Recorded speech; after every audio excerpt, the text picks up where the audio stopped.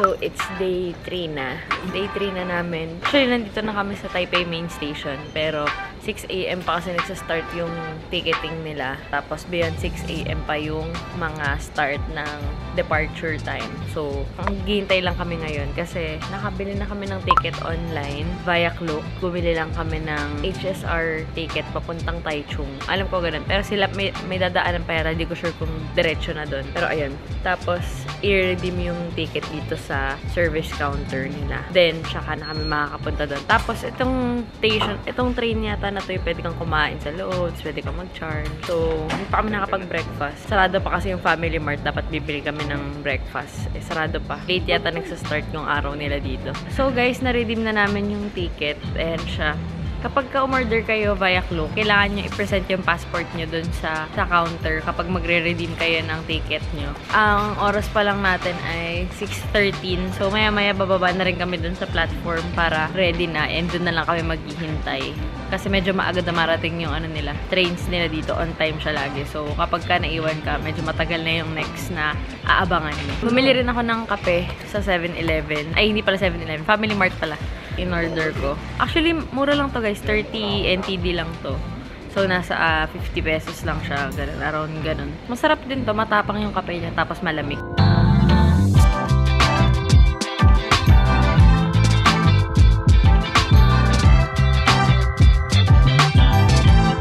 Paupo na kami dito sa bullet train. Ayan na. Magde-depart na. Tapos, ito yung ticket. Tatatakan nila to pagka papasok ka na. Tapos, for the breakfast lang kami. Kasi merong parang table dito na natatanggal para pwede kang kumain sa loob. Wala. PNR meron. Masarap to guys. I would recommend. 30 NTD lang siya. So, kung gusto niyo ng masarap na kape na mabilisan, gotta buy this. Medyo pricey nga lang yung train na to. Nasa 1K pesos siya per person. 1 pesos per person. Biyahe muna kami guys.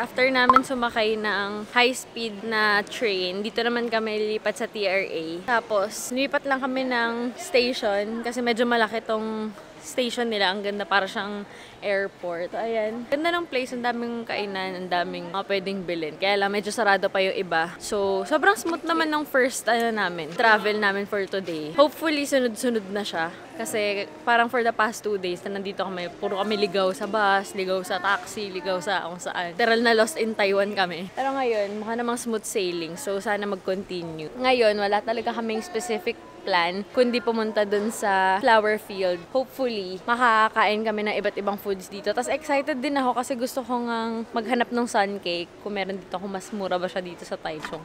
Share daw. 50. Yan. So, nabigyan tayo ni Sir Lin ng 50. So, ito yung ito-try natin. Yung parang post box. So, ilalagay.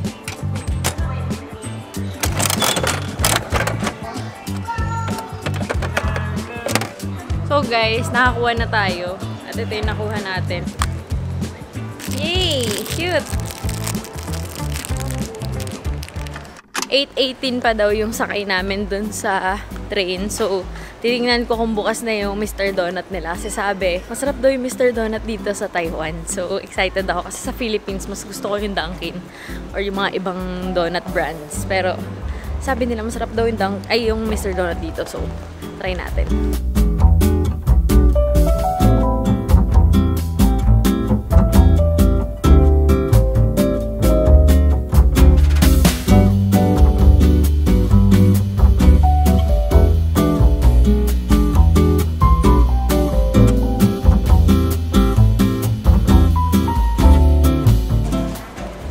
The goods. So guys, nakabili na ako ng Mr. Donut. Tapos itatry natin. Ang in-order ko yung chocolate na may cookies na sa ibabaw. Tapos yung double chocolate. Pero kakagatan ko lang muna kasi medyo busog pa ako. Para lang talaga to matikman ko siya. Ayan yung sura niya.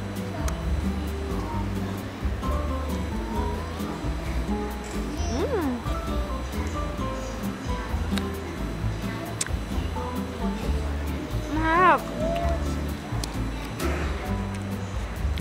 May something siya sa loob. Okay siya. It's a yes for me. May mga strawberry din tsaka matcha kaya hindi ako mahilig dun. Kaya chocolate lang binili ko.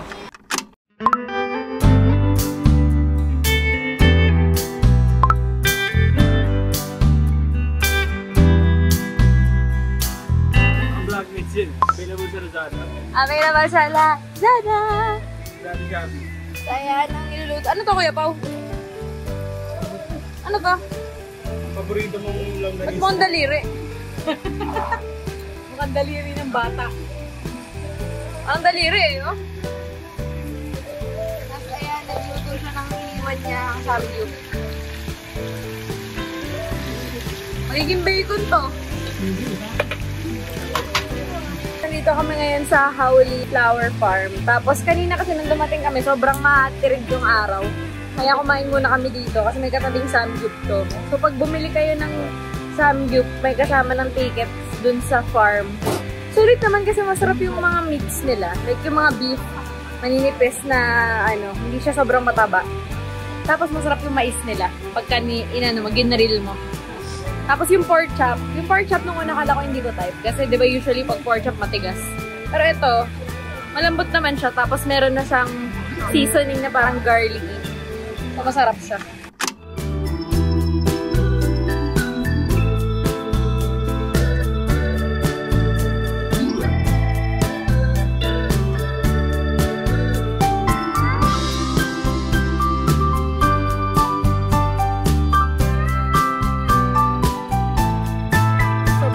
Dito.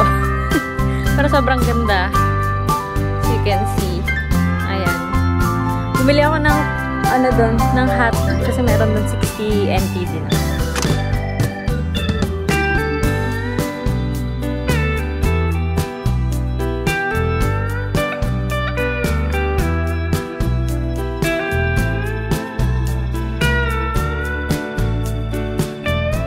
Medyo kumulimlim na ng bahagya. Tapos nagpa-picture na sila kuya. Si mami tapos na ito mag-picture eh. Siya pinakaunang nag-picture eh. Mama.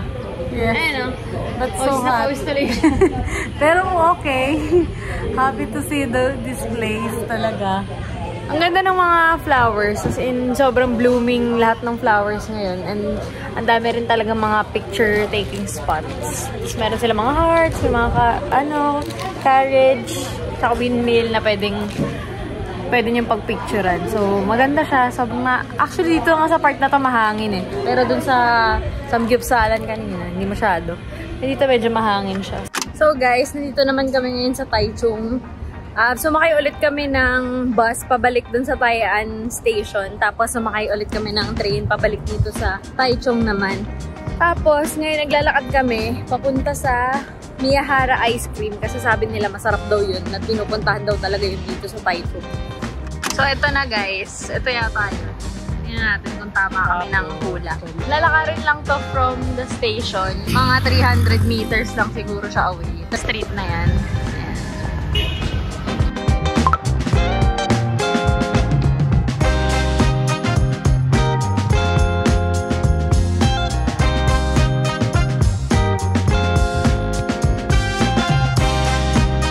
Dahil sobrang sikat ng Miyahara Ice Cream, pinipilakan po talaga siya mga kaibigan. Kita niya naman, ayan yung Dinadayo talaga.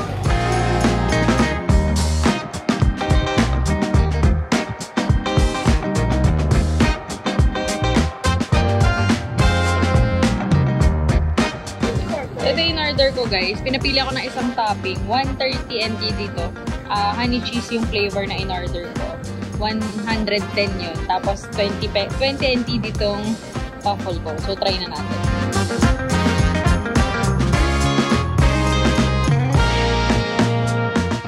Dito na kami papunta sa Rauhe Street Night Market. Galing kami sa Songshan MRT Station. Galing din kami kanina sa Taichung. Ito na yung kasunod nun, guys. Medyo puro biyahe-biyahe lang ginawa namin nung afternoon. Tsaka tambay dun sa station kasi medyo pagod na kami. Layo ng mga binyabiyahe namin. So, ngayon, mag-food trip muna tayo sa night market.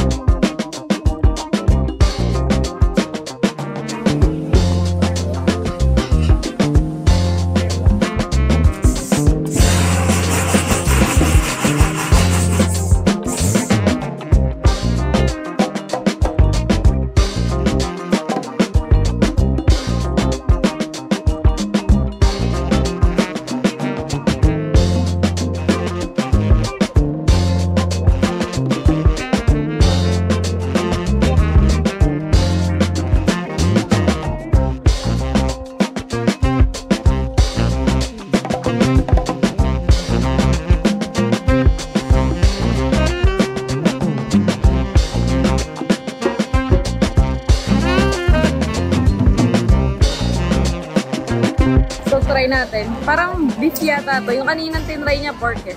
Ito na yung mga paborito nating amoy. Yun nga eh.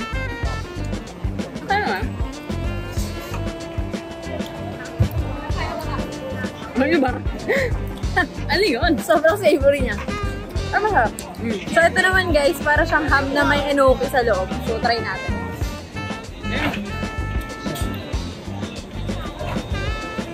Ako gusto ni mami to.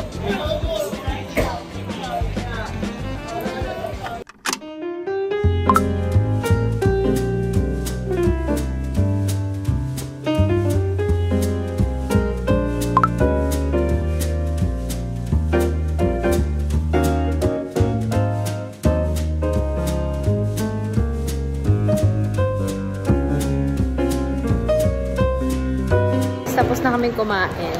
Pupunta na kami sa observatory. 4th floor siya pag pumunta kayo dito sa Taipei 101. So, papunta na kami. Since nagpa-reserve ako online. 1, 2, 3, 4, 5, 6. 1, 2, 3, 4, 5, 6. Thank you! This one is a coupon. All here is for 89 clothes. Oh, and get okay. discount. And this one is a special gift. Go to basement 1 downstairs. Oh. Xindongyang, get the free ice stuff. Ah, okay. Thank you! Entrance that way. Go straight to the end. Okay. Thank you! Bye! So, dyan kayo pupunta guys sa reservation booth kapag ka umorder kayo via Klook. So, ayan. Dito yung ticketing hall ng Taipei Observatory. 目前是楼层高速速度及时间。Please look at the screens on both sides indicating floor, height, speed, and time. The side normally dial blank side.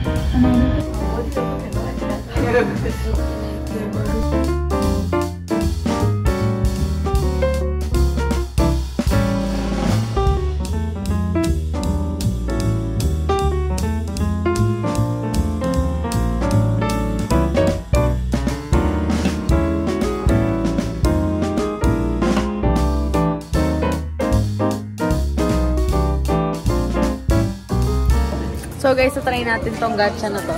Taiwan attraction siya. Tapos ito yung makukuha mo. Ayan yung mga pwede mo makuha. So, let's try.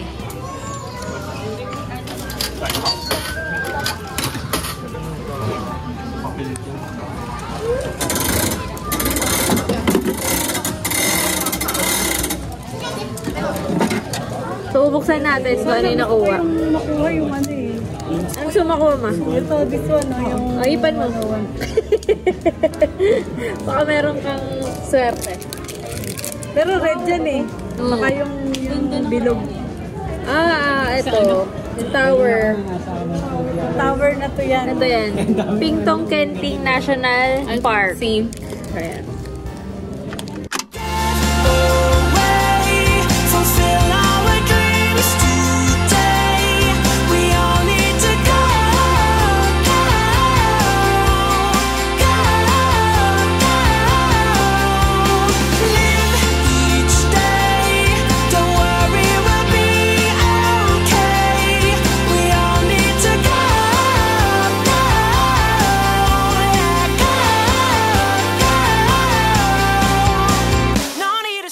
Move ahead and get going.